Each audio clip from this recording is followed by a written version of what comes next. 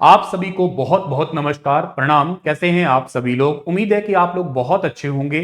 फिलहाल के लिए दुनिया के अंदर एक बहुत इंपॉर्टेंट पॉइंट या बहुत इंपॉर्टेंट न्यूज़ है जो वायरल है, और वो फिलहाल के लिए है ईरान, इजराइल और अमेरिका। इन तीनों के बीच की जो जंग है कह सकते हो आप लोग, या इन तीनों के बीच में यूं समझ लीजिएगा, ईरान एक साइड है, इजराइल और अमेरिका एक साइड है। आखिर ये लड़ाई हो क्यों रही है? क्या चाहता है आखिरकार अमेरिका?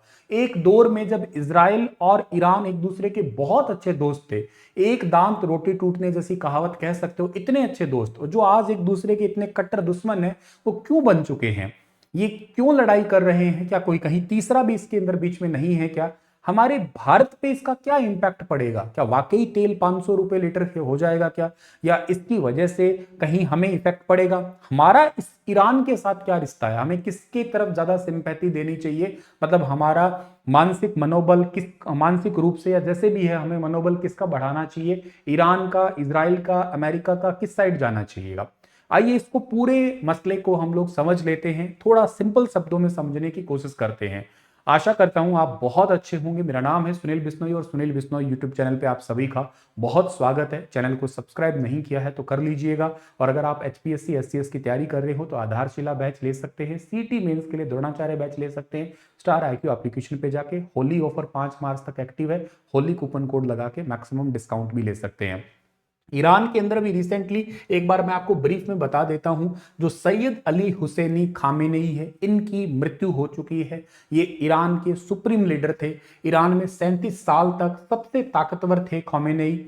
19 अप्रैल 1939 को मशहद नाम की जगह ईरान में इनका जन्म हुआ था। 28 फरवरी 2026 को तेहरान ईरान में इनकी मृत्यु हो गई है। ये रहबर पद पे थे। रहबर का मतलब होता है कि सुप्रीम लीडर थे। 1981 में ईरान के राष्ट्रपति बने, 8 साल तक जो है इस पद पे रहे थे। 89 के बाद खुमेनी, जो यहाँ पे खुमेनी थे, खुमेनी की मौत के बाद में ईरान के सुप्रीम लीडर ये बन गए थे। अभी बताता हूं खुमेनी के बारे में। अभी एज ऑफ नाउ ईरान में सुप्रीम लीडर किसे बना दिया? तो रिसेंटली संडे के दिन ही सीरिया एक सीनियर ईरानी नेता है जिनका नाम है अली रेजा आरफी। अली रेजा आरफी को ईरान की लीडरशिप काउंसिल का अभी रिसेंटली मेंबर बनाया गया है। अली रेजा आरफी को लीडरशिप काउंसिल का मेंबर बना दिया गया। ये तब तक सुप्रीम लीडर की भूमिका निभाएंगे तब तक नए लीडर का चुनाव नहीं हो जाता। एक्चुअली अभी खुमैनी की मृत्यु के बाद में 40 दिन का ईरान में शोक रखा गया है, 7 दिन का नेशनल हॉलिडे रखा गया है यहाँ पे। अली रेजा आरफी एक मौलवी और एक गार्डियन काउंसिल के मेंबर है, और ये president Masood position of chief justice Ghulam Hussain Mehsani एजई के साथ काउंसलिंग में शामिल हो गए हैं। और ये तब तक सुप्रीम लीडर का काम संभालते रहते हैं जब तक के लिए नया उत्तराधिकारी जो है ना एक्चुअली नहीं चुन लिया जाता है। तो अभी तो वहां पे राष्ट्रीय शोक चल रहा है। एक्चुअली ये सारी लड़ाई जो है वो इसलिए स्टार्ट हुई, एक लाइन में अगर मैं कहूं, इससे पीछे बैकग्राउंड में तो हम जाएंगे ही, पर अभी फिलहाल के लिए जो इजराइल है और के साथ साथ अमेरिका है, वो ये चाहते हैं, ये नहीं चाहते हैं बल्कि कि ईरान जो है वो परमाणु अपना बम ना बना ले। इसके ऊपर अंतरराष्ट्रीय परमाणु एजेंसी है, उनका क्या कहना है? उनके चीफ राफेल ग्रॉसी है, इनके मुताबिक हमने कई बार कंफर्म किया है कि ईरान के पास पहले और अब भी कई न्यूक्लियर बम बनाने के लिए प्राप्त यूरेनियम है। मतलब ईरान जो है वो यूरेनियम एनरिच कंट्री है, उसके पास में न्यूक्लियर बम बनाने के लिए बहुत सारा यूरेनियम पड़ा है। लेकिन इसे न्यूक्लियर हथियार नहीं समझा जाना चाहिए। अब ये भी नहीं कह सकते कि उसके पास में यूरेनियम मटेरियल है तो एक न्यूक्लियर वेपन भी कहीं होगा। ये हमारे पास कोई ठोस सबूत नहीं है कि ईरान का कोई न्यूक्लियर हथियार बनाने का प्रोग्राम या कोई प्लान भी है क्या। तो ये एक्चुअली कहना किसका है? ये कहना है जो IAEA इसके चीफ है, जिनका नाम है राफेल ग्रोसी, उनके मुताबिक। खamenei जो थे उनका दफ्तर, हमले से पहले का दफ्तर की तस्वीर कुछ ऐसी है, हमले के बाद में दफ्तर की तस्वीर कुछ ऐसी है। ध्वस्त कर दिया गया, ठीक है सर। तस्वीर है ईरान के सुप्रीम लीडर की, आयातुल्ला अली खामेनेई पूरा इनका नाम है, और आज ये इस दुनिया में नहीं रहे हैं, ठीक है सर। अब बात आती है सारी कहानी। अच्छा एक चीज और बताता हूं, इसराइल अमेरिका ने ईरान के 10 बड़े शहरों पे हमले किए थे।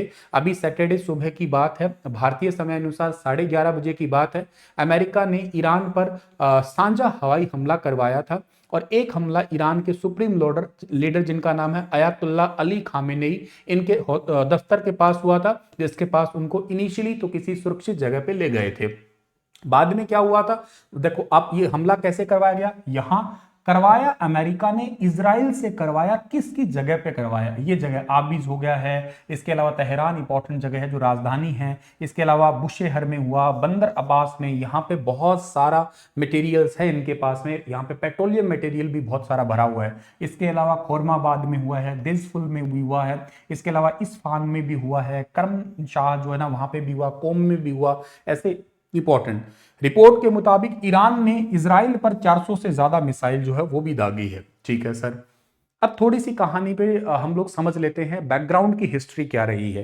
ये सारी कहानी स्टार्ट होती है कहां से, ये सारी कहानी स्टार्ट होती है वर्ल्ड वॉर से स्टार्ट होती है। विश्व युद्ध दुनिया में जब हो रहे थे, पहला विश्व युद्ध हुआ, दूसरा विश्व युद्ध था जो आपका 1939 से 1945 के बीच में था, 1939 से 1945 के बीच में दूसरा विश्व युद्ध था। और दूसरे विश्व युद्ध के बाद में विजेता राष्ट्रों से यहूदियों ने कहा था कि हमें भी पनाह चाहिए, और हमें पनाह चाहिए इसके लिए एक छोटा सा देश, छोटा सा देश इन द सेंस कि आप लोगों को अगर ये दिखाई देगा, इजराइल यहां पे दिखेगा, इसका थोड़ा जूम किया हुआ मैप भी मैं आपको दिखा देता हूं, बड़ा इलाका ये देख लीजिएगा आप लोग, ये देश जो है ना इजराइल, ये इजराइल देश जो है ना, ये वाला देश इजराइल, यहां पे हमें बसने के लिए अनुमति परमिशन दी जाए। और इन्होंने 1948 तक आते आते अपने आप को एक स्वतंत्र देश घोषित कर दिया।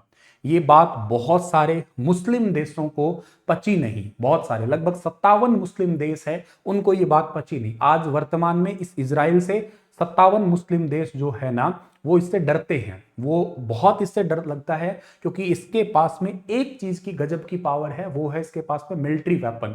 इसकी मोसाद जो सर्जिकल स्ट्राइक एजेंसी है वो दुनिया में सबसे उन्नत किस्म की है। तो इसके जो हथियार है वो अपने आप में दुनिया में बड़े यूनिक है, और उसी वजह से ही 57 मुस्लिम कंट्री है वो इससे लगभग डरते ही हैं। इनिशियली इसकी जो शुरुआत हुई है, ये देश जो बना ही है, तो ये इसका संघर्ष से ही स्टार्ट हुआ है। ये उस समय जब 1948 की बात अगर हम लोग करते हैं, तो उस समय के दौरान भी इस ईरान ने भी इनिशियली इसको बहुत ज्यादा ऐसे मान्यता नहीं दी थी, बहुत सारे और देशों ने भी मान्यता नहीं दी थी, ईरान ने भी ऐसी मान्यता नहीं दी थी कि तुम भी एक देश है क्या। हालांकि पार्शियली कुछ कहते हैं कि 1948 में मान्यता मिल गई थी, लेकिन पूर्ण रूप से मान्यता ईरान ने दी थी 1953 के अंदर, और कहा था कि हाँ हम मानते हैं कि आप एक अलग सेपरेट कंट्री हैं, आप एक देश हैं। ये 1953 में पूर्ण रूप से ईरान ने इजराइल को एक मान्यता दी थी। ठीक है सर, उस समय ईरान के अंदर जो सत्ता चल रही थी वो मोहम्मद मोसदेक की चल रही थी। उस समय ईरान के अंदर मोहम्मद मोसदेक की जो है ना वो सत्ता चल रही थी। अमेरिका ने क्या किया, उस सत्ता को पलट दिया, सत्ता का तख्ता पलट कर दिया। तख्ता पलट तो वर्ड सुनते होंगे आप लोग, मतलब जो सत्ता चल रही है उस सत्ता को बदल दिया। और अमेरिका के समर्थित या अमेरिका के थ्रू ही, जो अमेरिका का दिमाग है उसके समर्थित, ईरान के अंदर मोहम्मद रेजा जो है उनकी सरकार चलाना स्टार्ट किया। मोहम्मद रेजा इस सरकार में बैठे, मतलब ईरान को चलाना स्टार्ट किया। अब एक्चुअली मोहम्मद रेजा तो एक कठपुतली थी और कोई खास ज्यादा बड़ी बात नहीं थी, जैसा अमेरिका कहता वैसे वैसे ही ये मोहम्मद रेजा काम करता।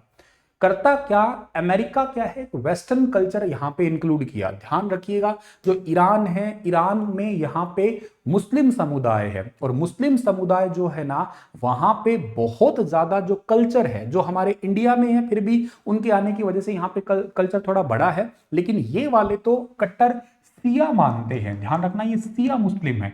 इधर वाले जो है, ये वाले जो अरब वाले हैं ये सुन्नी है, और इधर वाले सिया है। सिया सुन्नी में एक मेजर डिफरेंस होता है कि ये पैगंबर को ही सब कुछ मानते हैं। एक चुनाव इलेक्शन वगैरह को ज्यादा यहाँ पे चीजें चलती नहीं है, बहुत कम है दुनिया में। ये वाले ईरान इराक वाले ही हैं थोड़े बहुत, आपके ज्यादातर दुनिया में जो है वो चुनाव इलेक्शन पद्धति से चलने वाले हैं वो सुन्नी है। सुन्नी का परसेंटेज ज्यादा है सिया के मुकाबले।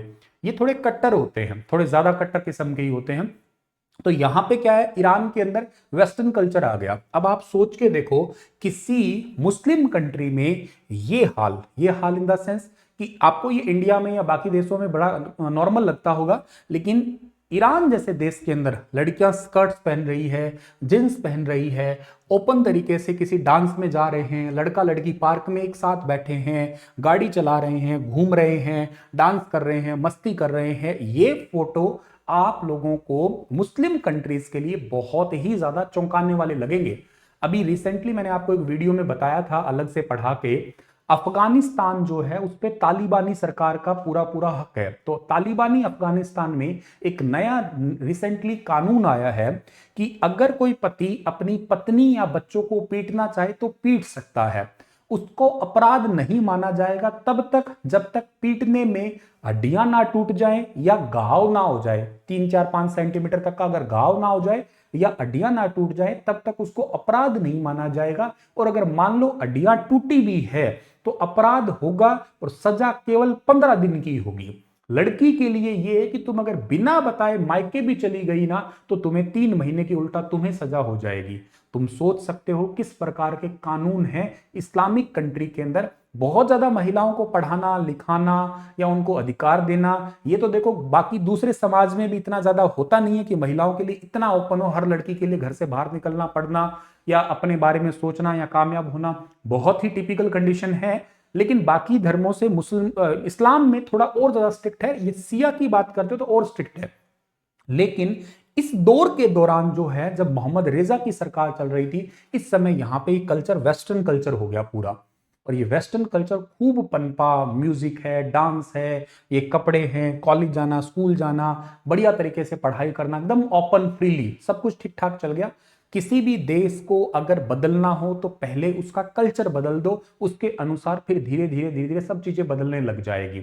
इसीलिए कई बार कहा जाता है कि ये जो बॉलीवुड मीडिया है या जितना भी आपके पास में ये सोशल मीडिया है और इसके ऊपर जो डांस किया जाता है, कपड़े छोटे पहने जाएं, बड़े पहने जाएं, जिस तरीके से जो जो अलग अलग धारणाएं होती है लोगों की, इससे कल्चर इफेक्ट होता है। कल्चर इफेक्ट होते ही चीजें बहुत कुछ बदल जाती है, इसका लॉन्ग टर्म इफेक्ट पड़ता है। हालांकि इस पे फिर बहुत सारे लोग आ जाते हैं अपने अपने तरीके की राय देने के लिए, कहते नहीं नहीं नहीं, रुमाल जितना कपड़ा पहना है शरीर पे तो क्या हो गया, ये तो उसकी आजादी है। अब आजादी एक अलग चीज है, कल्चर एक अलग चीज है, आप उस चीज में डिफरेंशिएट कर नहीं पाते हैं। खैर वो एक अलग बात होगी। पर यहाँ पे ईरान के अंदर जो है ना, ऐसा कल्चर देखने को मिल गया था। अब इस टाइम पीरियड में एक बहुत इंपॉर्टेंट ये फोटो है, इसमें बहुत सारे लोगों का तुम्हें हुजूम दिख रहा होगा। हुआ क्या कि यहाँ पे 2 लोग आए, रुहिल्ला खोमेनी, जिनका नाम मैंने अभी भी लिया था, ठीक है ना। 1989 के बाद में जैसे इनका डेथ हुआ था, अभी मैंने आपको बताया था स्टार्टिंग में ही लिखा हुआ था, ये 1989 में खोमेनी की मौत हो गई थी, ठीक है ना। तो रुहिल्ला खोमेनी, ये लिख देता हूं मैं, इनका पूरा नाम था रुहिल्ला खोमेनी, ठीक है ना, रुहिल्ला खोमेनी इनका पूरा नाम था। और दूसरे पर्सन का नाम तो है ये जो आयतुल्ला खामेनेई है, ठीक है ना, आयतुल्ला खामेनेई, जिनकी अभी रिसेंटली मौत हुई है। ये 2 लोग आए। ये 2 लोग एक्चुअली कट्टर इस्लामिक, और कट्टर इस्लामिक नहीं बल्कि सिया को भी मानने वाले, इन्होंने जैसे तैसे करके सरकार को हासिल किया। सरकार में आए, पहले तो आए रुहिल्ला खोमेनी, इनकी मौत हुई थी ना, तो जो मैं आपको फोटो दिखा रहा था, 1 करोड़ से ज्यादा लोग जो है ना इनके मौत होने के बाद में इकट्ठे हुए थे। 1 करोड़, ये बहुत बड़ी बात है, 1 करोड़ लोग इकट्ठे हुए, मतलब ईरान की आबादी का लगभग 1/5 हिस्सा कह लो आप लोग, वो लोग यहाँ पे एक साथ इकट्ठे हुए। और अभी भी बहुत कोई कम इकट्ठे नहीं हुए हैं जो इनके खोमेनी की मृत्यु हुई है उसके बाद में, ठीक है। अब सत्ता तो चली गई इनकी, तो अब क्या हुआ, इन्होंने किया क्या, जो अभी सिया प्रोटेक्टर ये लोग आए, इन्होंने इस, अगर आप मैप को देखने की कोशिश करोगे, जो ईरान वाला हिस्सा है, उस ईरान के अंदर इन्होंने बेसिकली, ये जो ईरान है, ईरान के अंदर कल्चर कैसा चलाना है, सिया कल्चर चलाना है। अब कौन सा कल्चर नहीं चलाना, इधर का कल्चर नहीं चलाना। अच्छा, इससे पहले तक मैं बताता हूं, जब मान्यता दी थी ना, तब इन दोनों की दोस्ती बहुत अच्छी हो गई थी। जो ये इजराइल है और जो ये ईरान है, इन दोनों की बहुत अच्छी फ्रेंडशिप हो चुकी थी।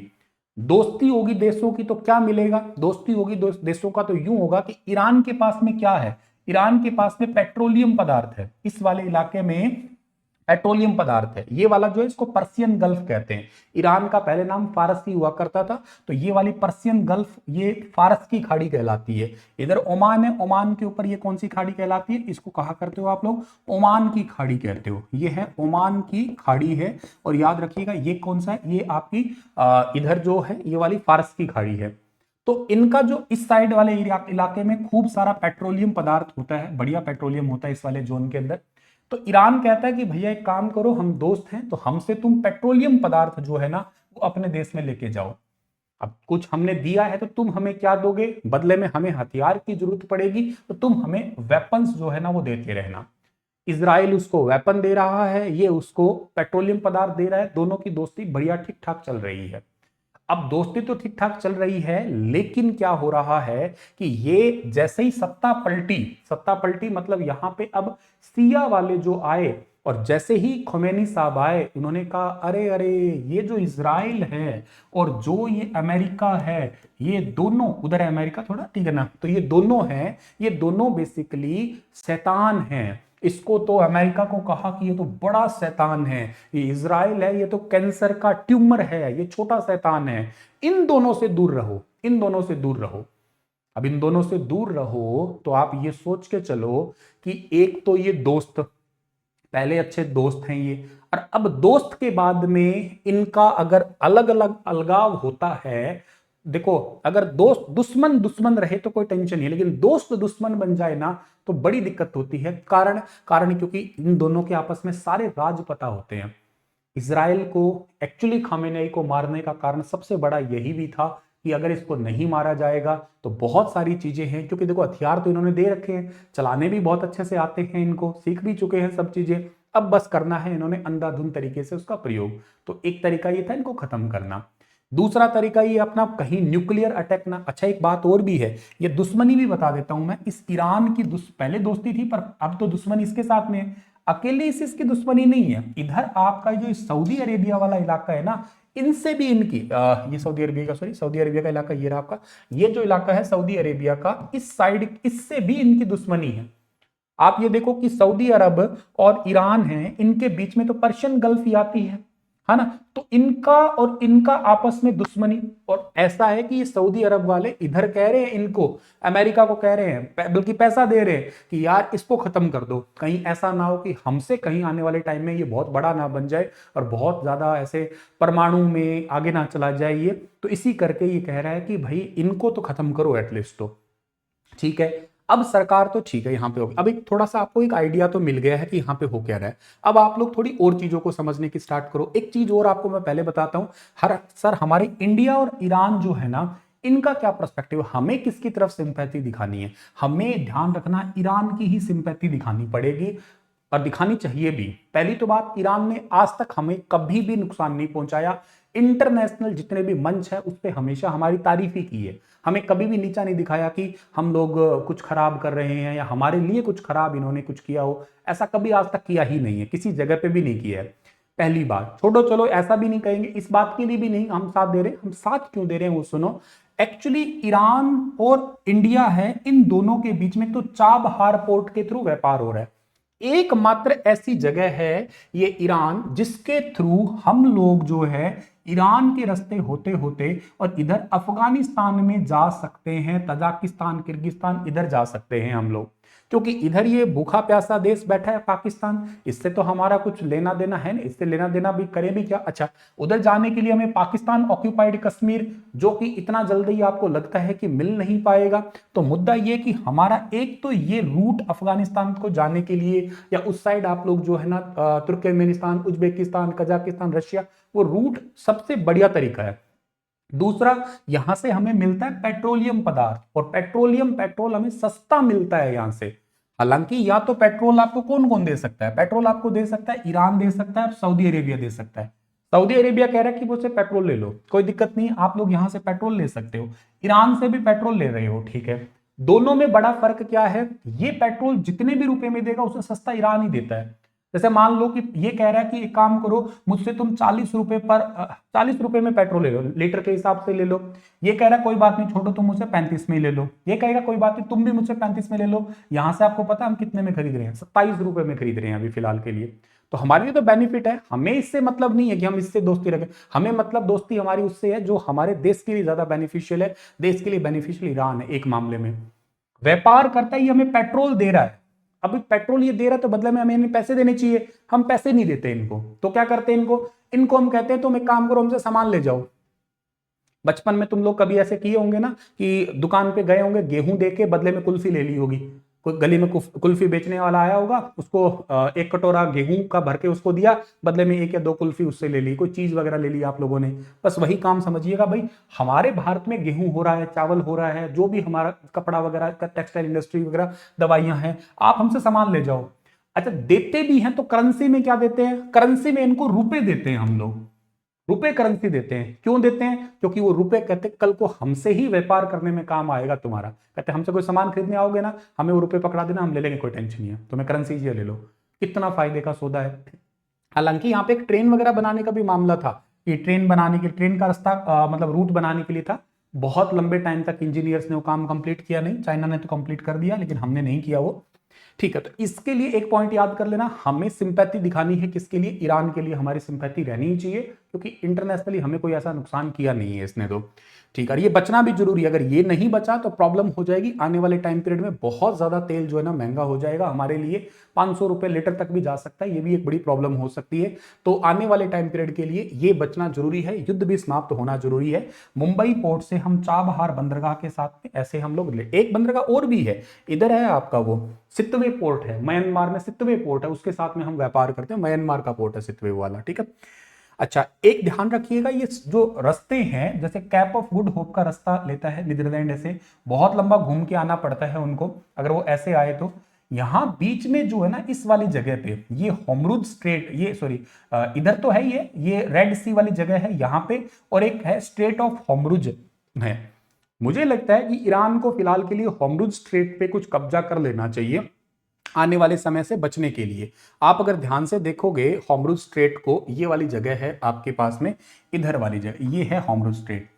अब ये स्ट्रेट है, जल संधि है, फारस की खाड़ी, ओमान की खाड़ी, इन दोनों के बीच में है। अगर यहां पे कुछ कब्जा कर लिया जाए या इस रूट को डिस्टर्ब किया जाए तो हो सकता है कुछ मुकाबला हो, क्योंकि आने वाले टाइम पे हो सकता है सऊदी अरेबिया इसके ऊपर अटैक करे। आपको मैं बताता हूं कि ये जो जगह है ना, यहाँ पे बाब अल मानदेब स्ट्रेट है, छोटी सी बहुत छोटा सा जगह है। यहाँ पे जो है ना हुती लोग हैं बहुत सारे, और ये हुती लोग यहाँ पे पूरा ना भ्रष्ट लोग बैठे हैं। इधर सोमालिया बैठा, नीचे की साइड सोमालिया, सोमालिया एकदम भ्रष्ट है, लुटेरे बैठे हैं, कोई भी जहाज आएगा रोक लेगा इनको। ये एक तो लुटेरे हैं, एक ये सीरिया लुटेरा है, इराक है, ये तो खत्म हो चुके हैं ही नहीं। क्यों? अच्छा, इन यहाँ पे क्या भरा हुआ है? यहाँ पे सारे ISI भरे हुए हैं, आपके ISIS वाले लोग हैं। ठीक है, मतलब कहने का सेंस है कि सारे के सारे लुटेरे लोग हैं इसमें बहुत सारे। इन लुटेरों को अमेरिका रोक भी नहीं रहा है। क्यों? क्योंकि ये लुटेरे हैं, आतंकवादी हैं। इन आतंकवादियों को अगर रोक दिया तो अमेरिका इनको हथियार कैसे बेचेगा? जब तक लड़ाई नहीं होगी, लड़ाई होगी तो हथियार चाहिए, हथियार नहीं बिकेंगे तो अमेरिका फायदा कैसे कमाएगा? तो इनको मतलब जितने आतंकवादी पनप रहे हैं तो उनको पनपा, कहते ठीक है तुम पनपो, कोई बात नहीं है, हथियार की टेंशन ना लो, लड़ाई बल्कि वो करवाता है, कहते तुम हथियार लो, कोई टेंशन नहीं है। इधर जो हुती वगैरह है, थोड़ा टाइम पहले यहाँ पे कैरिबती द्वीप वगैरह में भारतीय लोग भी फंस गए थे, तो बहुत सारे जहाज यहाँ से निकलते हैं। जो आपका बोब अल मानदेब स्ट्रेट है, इसमें बहुत सारे जहाजों को पकड़ लिया जाता है, और के साथ साथ जो है ना यहाँ पे खूब लूटपाट होती है सोमालिया के थ्रू। बहुत सारे लोग यहाँ पे, पूरा भ्रष्ट इलाका ही है ये भरा हुआ आपका। ठीक है तो अब जो बदले में ईरान ने कहां कहां अटैक किया? ईरान ने अटैक किया तो अबू धाबी, दुबई में अटैक किया। यहां पे क्यों किया? 2020 में इन्होंने एक ना इजराइल के साथ में एक अकॉर्ड पे साइन कर लिया था, जो इजराइल का दोस्त इनको वो इनडायरेक्टली दुश्मन बन जाएगा। सऊदी अरब में रियाद में अटैक किया, कतर में दोहा पे, कुवैत में कुवैत सिटी में, जोर्डन में भी अटैक किया, बहरीन में किया, इजराइल के तेल अवीव में किया था, इराक में किया था, सीरिया में किया था। ऐसी जगहों पे इन्होंने अभी रिसेंटली अटैक किया था, लगभग 9 जगहों पे किया था। इजराइल, मैंने कहा था कि 1948 के बाद में ईरान ने इजराइल को ऑलमोस्ट मान्यता दे दी थी, 100% 53 में मिली थी। हालांकि तुर्की के बाद दूसरा मुस्लिम बहुल देश बना था जिसने मान्यता दे दी थी। 68 में ईरान इजराइल के बीच में तेल पाइपलाइन स्टार्ट होगी और व्यापारिक संबंध बहुत मजबूत हो गए। 79 में ईरान में इस्लामी क्रांति नई सत्ता आने के बाद में इजराइल से संबंध खत्म हो गए। 82 में हमास का गठन हुआ और ईरान पर प्रॉक्सी समूह के समर्थन देने का आरोप लगा। 23 में हमास इजराइल युद्ध के दौरान ईरान पर सशस्त्र समूह का मदद का आरोप लगा। 24 में पहले ईरानी दूतावास, फिर हिजबुल्लाह फिर की प्रमुख की मौत हुई। बाद में दोनों देश जो ना आपस में भिड़ गए थे, और अभी 25 में भी लड़ाई हुई, अब 26 में तो अभी इनकी, खैर आप देख ही पा रहे हो किस तरीके से इनकी भिड़ंत हो ही रही है। ये पूरी घटना मैंने आप लोगों को सब समझा दी है, कैसे ट्यूमर वगैरह कहा है। अच्छा एक चीज और है, इजराइल कभी भी कोई भी वैज्ञानिक अगर पनपता है ईरान में, उन वैज्ञानिक को जो वैज्ञानिक परमाणु बम बनाने के लिए तैयारी करता है उन वैज्ञानिकों को टपका देता है। 2010 से 20 के दौरान मोसाद ने परमाणु कार्यक्रम को पंगु बनाने के लिए मसूद अली मोहम्मदी, मजीद सहरियादी, इसके अलावा मोहसिन फकरी जाहिद, ऐसे टॉप वैज्ञानिक थे ईरानी वैज्ञानिक, इनको ठिकाने पे लगा दिया, सब इनकी हत्या कर दी। तो ये काम हमेशा से करता आया है। इवन ये बहुत सारे साइबर अटैक भी करवाता है, कई जगहों पे साइबर अटैक भी देखने को मिले हैं। अमेरिका और इजराइल के द्वारा विकसित एक उन्नत कंप्यूटर वॉर्म था जिसका नाम था आपका सटकैक्स नेक्स, जो 2010 के अंदर आया था। बहुत सारे कंप्यूटर्स को जो है ना इन्होंने इनके इंपॉर्टेंट डेटा को खत्म किया था इसके थ्रू। इसके साथ साथ ये तो चीज मैंने खैर ठीक है समझा दी है आप लोगों को। इसके अलावा आयतुल्ला तो ठीक है चले गए हैं दुनिया से, अमेरिका बड़ा शैतान है इन्होंने ही कहना था, इजराइल का कैंसर ट्यूमर इन्होंने कहा था, अली खामेनेई की ये बात थी। अब एक चीज और जो दुनिया के अंदर बेसिकली पनप रही है वो है आपके पास में फिलहाल के लिए क्या वो पनप रही है आपकी होमरूज से संबंधित बात आपकी। अब आप ये देखिएगा, ये वाली जगह जो मैंने आपको बताई थी होमरूज जल डमरू मध्य होमरूज जल संधि, फारस की खाड़ी को अरब सागर से जोड़ने वाला जो छोटा सा समुद्री रास्ता है ना, उसको आप लोग होमरूज जल डमरू मध्य के नाम से जानने वाले हैं। ये छोटा सा रास्ता है ये वाला। अब बात ये आती है कि भारत की और इस रणनीति की अगर मैं बात करता हूं यहाँ पे, इससे क्या बेनिफिट पड़ेगा या क्या इससे होने वाला है। होने ये वाला है कि ईरान ने बंद कर दिया है होमरूज, भारत पर इसका असर क्या होगा आपका, एक टेम्परेरी रूप से तो वैसे इसको बंद किया ही है। तो इजराइल अमेरिका की तरफ से ईरान पर हमला किए जाने के बाद में जवाबी कार्रवाई करते होमरूज जलडमरू का जो संकरा पतला सा रास्ता है उस पर गुजरने के लिए पाबंदी लगाई है। ऐसे में ये जानना अहम है कि वैज्ञानिक व्यापार के लिए कितना ये बेसिकली जो वैश्विक व्यापार के लिए सॉरी कितना जरूरी है, और ईरान ने इस एरिया में प्रतिबंध लगाने का क्या असर हो सकते हैं। असर सबसे पहला तो यही है आपका कि इजराइल और अमेरिका ने ईरान के खिलाफ जो लड़ाई की है ना, इससे इफेक्ट पड़ेगा उन देशों को जहां पे जो यहां से रूट से गुजरते हैं उनको बहुत लंबा कैप ऑफ गुड होप से आके गुजरना पड़ेगा, एक लंबा रूट जो है ना उनको बेसिकली चलना पड़ेगा। खासकर पूरे एशिया में जो स्थिति बिगड़ सकती है, होमरूज इतना इंपॉर्टेंट है ये वाला, और इसलिए क्या है सर वैश्विक व्यापार है वो पूरा का पूरा डिस्टर्ब हो जाएगा इससे। ये इतना आपका इसका पर्टिकुलर ऐसा एरिया है। और यह जल डमरू मध्य जो ना उत्तर में ईरान और दक्षिण में संयुक्त अरब अमीरात यूएई और ओमान के बीच में है ये वाला। और ये कितना है सर, ये जलमार्ग लगभग 100 मील यानी कि 161 किलोमीटर तो आपका ये चौड़ाई में आता है। इसके अलावा अपने पतला सा हिस्सा 21 मील तक का रह जाता है ये। और इसलिए इंपॉर्टेंट है क्योंकि पूरी दुनिया का जो ऊर्जा व्यापार है वो इसी के रूट के साथ ही होता है आपका, ज्यादातर इसी रूट के थ्रू होता है व्यापार। तो प्रॉब्लम ये है हमारे लिए कि असर इसका ये पड़ेगा मेनली जो खाड़ी देश है उनके लिए, कुवैत, कतर, ईरान और बाकी जो देश है आपके, उनके चलते जो रूट से व्यापार होता है, तेल निर्यात होता है, गैस निर्यात होती है, आयात निर्यात होता है, उन दोनों में ही सीधा सीधा इसका इफेक्ट पड़ने वाला होगा। भारत भी हर रोज 25 से 30 लाख बैरल तेल जो ना आयात करता है, इसलिए कच्चे तेल की कीमतों में महज $1 की बढ़ोतरी से भारत का वार्षिक आयात बिल है $2 अरब जो है उतना बढ़ जाएगा। तो इनडायरेक्टली हमें भी इसका इफेक्ट पड़ने वाला होगा। आगे क्या रहता है मैं इसको एक सेपरेट लेक्चर में आप लोगों के साथ में डिस्कस करूंगा। आज के लिए इतना ही, शुक्रिया डियर।